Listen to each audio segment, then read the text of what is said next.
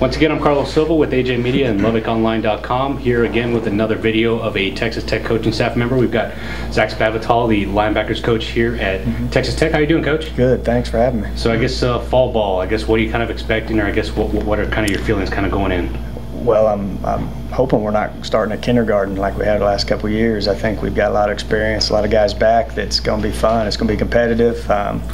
We're going to be able to work on not just the basics. We're going to be able to evolve schematically and do some things and really try to progress from the foundation that especially at the linebacker position with the experience that the guys have. So I know I'd be remiss if I didn't ask what's it like just to add Dakota Allen, and I guess what has he been just as a locker room guy, kind of being someone that has had something, lost it, and kind of gained it right back?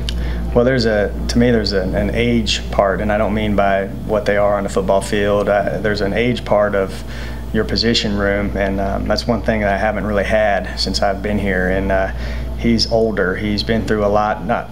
He's been through Texas Tech, and we can talk about what he's been through, but personally. But the thing that's been cool is he's got a little bit of old man age and maturity to him that is whether if he's not saying it vocally, it's his actions. He's taking care of your body to doing all the little things that most of the young guys don't really understand yet.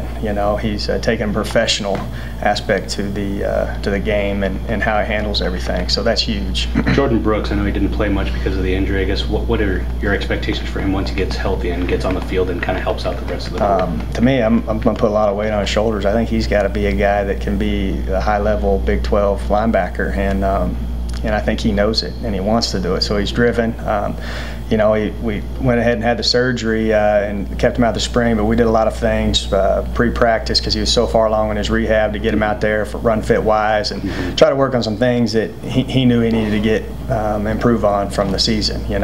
One thing about him is one reason he had the success he had is he's a smart guy. He was able to function under a lot of pressure and not just get lined up and call the front. As a true freshman, that's pretty difficult. But now he's wanting to fine tune it. He doesn't want to have the same mistakes that he had the year before from whatever aspect. But I'm excited to see where he's going to be. He's a big kid. And that's a big noticeable difference when he's out there. Another guy that people talked about was Tony Jones. Has he switched positions, or is he still with the linebackers? He's moved to our outside rush linebacker.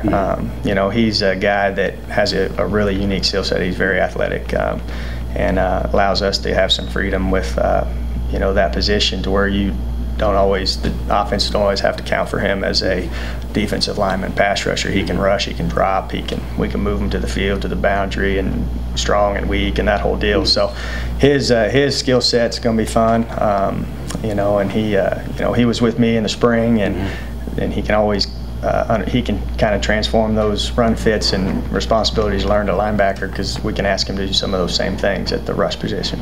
Last question for you. Without wins and losses, what would you consider a successful season for the linebackers? Without wins and losses, to me, just improving the run defense. I think that's we're a figurehead in that. Obviously, we've got to be the stronghold. We've got to be able to fit off of the D line and help get everybody tied in up front. And that's going to be a huge emphasis. We all know that, and I think they know it, and got a little chip on our shoulder and a little edge about us going into this. Awesome. Appreciate the time, Coach Spavital. Once again, I'm Carlos Silva with AJ Media, LubbockOnline.com. You can check out the rest of the Texas Tech coaching staff videos on LubbockOnline.com or RedRaiders.com. We'll see you in the next one.